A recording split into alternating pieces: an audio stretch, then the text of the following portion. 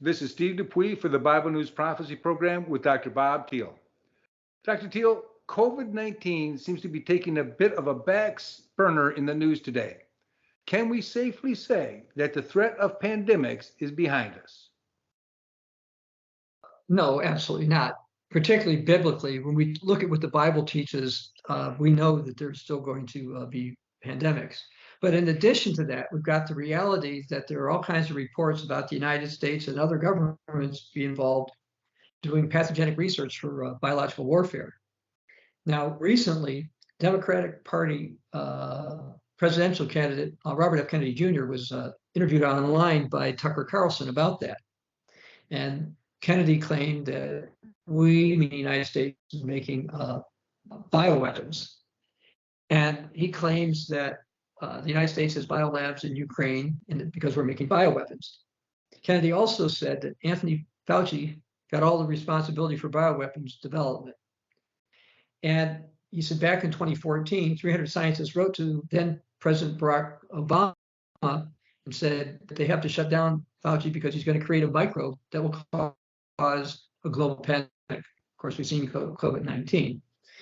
Anyway, it says, and so Obama signed a moratorium and shut down the 18 worst of Anthoy Fauci's experiments, where most of them were taking place in North Carolina by a scientist called Ralph Barrick.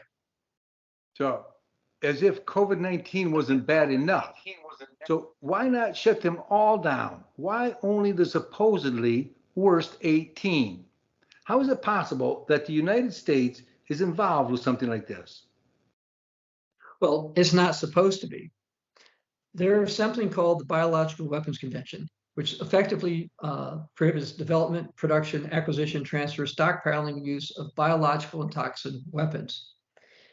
It was the first multilateral disarmament treaty banning an entire category of weapons of mass destruction. And the United States officially agreed to this back in 1975. And officially, the United States says it has no biological weapons. And I've got something from the State Department that says, fact, the United States does not have chemical and biological weapons labs in Ukraine. Furthermore, it says U.S. is in full compliance with its obligations under the Biological Weapons Convention, does not develop or possess chemical and biological weapons anywhere. So that's what they're saying. However, it turns out it's actually not that difficult to turn biological pathogens into weapons. The U.S. certainly has dangerous biological agents, which it could do so, as do a lot of other nations. Now, let me add that today I saw something that was from an Egyptian paper a couple of months back in June of 2013, and it said that the global South, by the way, is considered to be Latin America, Africa, and much of Asia. Quote, they're worried that there's plans to exterminate people through Western plans to exterminate people through biological warfare.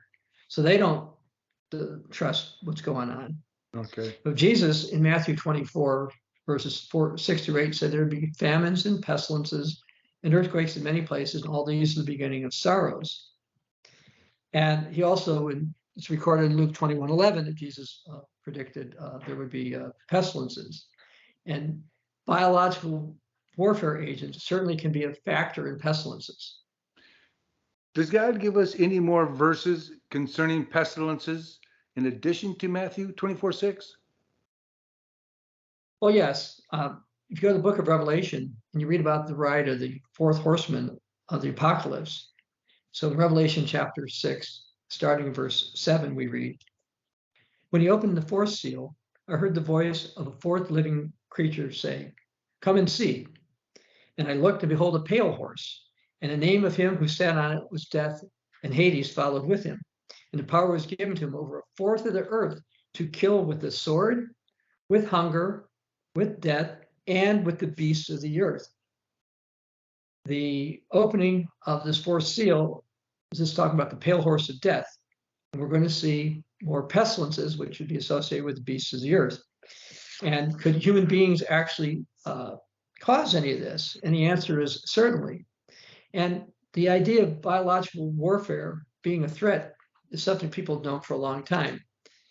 Back in 2016, I'm going to read from a report. It says many experts say natural or bioengineered viral pandemics are inevitable.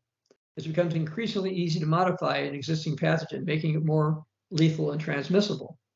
So you heard about COVID, which supposedly was much more transmissible. Okay.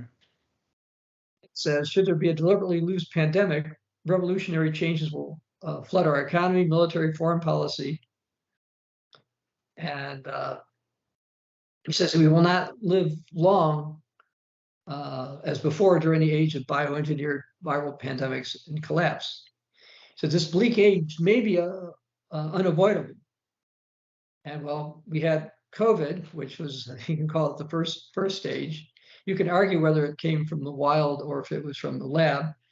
Back in January of 2020, by the way, I did a video about biowarfare and mentioned the whole coronavirus and COVID thing, because from a scientific perspective, it's logical to me that it leaked from a lab. I don't believe that the Chinese intentionally tried to release it or anything along those lines. There's different ideas, but I've yet to see compelling evidence that it came from a natural source. Mm-hmm. There's certain things about the makeup of the viral pathogen of COVID that makes it seem it didn't come from nature. And the idea that perhaps something leaked out of the lab and then got involved with bats or pangolins, which they eat in China, seem to be a factor. Now, going back to this article I was reading, it's from 2016, it says genetic engineering or bioengineering is a manipulation of an organism's genetic material. And it says scientists have been making GMOs since the 1970s. And now it's possible to accelerate genetic changes, creating viruses and bacteria that never existed. By the way, COVID-19 stands for coronavirus of 2019. So that's what they declared that one. And then it talks about something like a bioengineered virus launched in a crowded place by an enemy would spread quickly before it was detected. And it could come from an accident or released by a madman. And they listed a couple of countries they thought could do this. And this article says, well, we can't forecast the odds of this. A host of experts believe it's inevitable. And a National Defense University study, the GMO threat found, quote, the tools and information required for genetic modification of microorganisms is readily available worldwide. They're very cheap and they can work with just a small number of people. And they're basically saying that even poorer countries could come up with this, because this could be the poor man's weapon of mass destruction. Okay. And so this is potential, it says, for corruption of biotechnology to catastrophic malevolent use is considerable. And certainly this can happen. So they're saying a bioengineered viral pandemic is inevitable.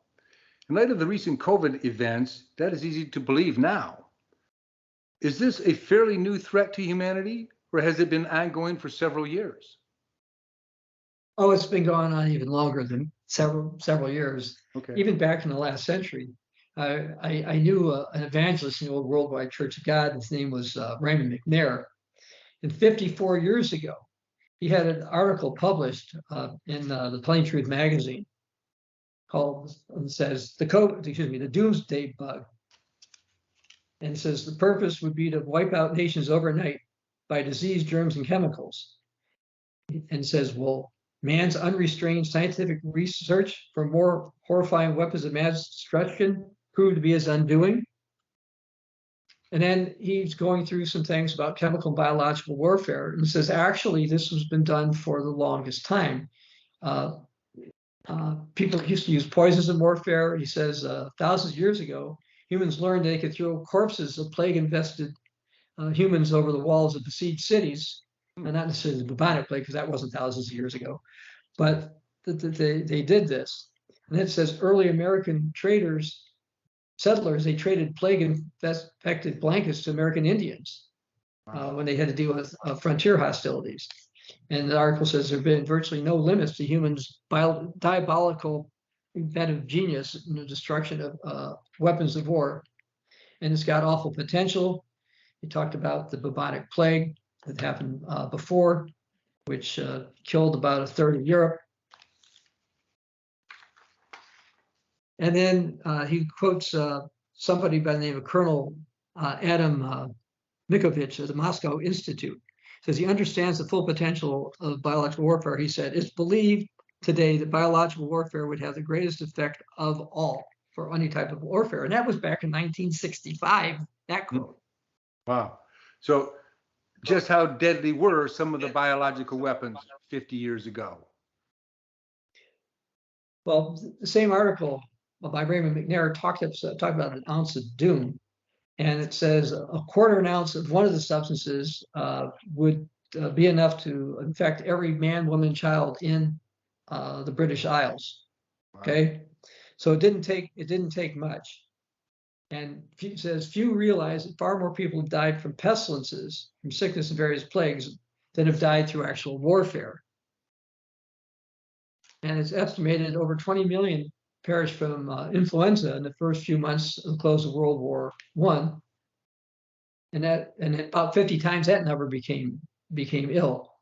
And also this kind of stuff affects the economy. And again, chemical and biological warfare weapons, they're cheap to manufacture. They're comparatively inexpensive to deliver to enemy targets. And a small nation could develop a whole arsenal of these things to deliver them without really a strain on their budget. And this article concluded with, scientists must bear their full share of responsibility for their part in developing more deadly and virulent microbes, which could unleash horrifying disease epidemics upon the world. So it seems like every country capable of and engaged in producing pandemic-grade pathogens is aware of the human consequences. So what's the end game? Well, they think it's going to go their way. They can control it, or maybe they have an antidote or whatever. And I mean, there were some discussions about COVID, which I didn't verify, but I read reports that said maybe you could make it more specific for people of certain ethnic backgrounds or whatever. And maybe that's what will happen. But, Jesus said that there was going to be, in Matthew 24:21, great tribulation, such as not been since the beginning of the world, nor ever shall be. And he said, except those days were shortened, no flesh would be saved alive. Although for the elect's sake, they would be shortened. And how? Well, they'll be shortened by the return of Jesus and the establishment of the kingdom of God. God knew when people started to develop more and more things that they would be capable of this. It was one of the reasons why I believe that God confounded the languages in the Tower of Babel that you can read back in Genesis chapter 11, because God said, if we don't do this, now they're going to be able to figure everything out. Mm-hmm. And it's taken humans about 6,000 years to figure out how to destroy everything. Well, from the flood, probably another 4,500 or so, approximately, in order to do that. And humans can simply do it. And they always come up with excuses, but let me tell you something as a scientist. One of the reasons they say they do this is they're trying to protect us from bad things. Okay, we're going to come up with solutions to viruses or bacteria, but the reality is they can always use them for biological warfare. And secondly, they can't control them the way they think. And third, don't believe they can't possibly escape from labs and stuff, because that's what people have done. This has happened throughout history. It probably happened with COVID, and it can happen again accidentally. But I also think it's very likely that some terrorists will get a hold of it as well, something as well, and use it intentionally. Thank you, directly Dr. or indirectly. Go ahead. I'm sorry. Go ahead. I was going to say, directly or indirectly, humans are going to be a factor in the coming of more pestilences. Okay. Thank you, Dr. Thiel. Didn't mean to interrupt. For more interviews with Dr. Thiel, in addition to written as well as audio articles, visit our website at BibleNewsProphecy.net. This is Steve Dupuie for the Bible News Prophecy Program.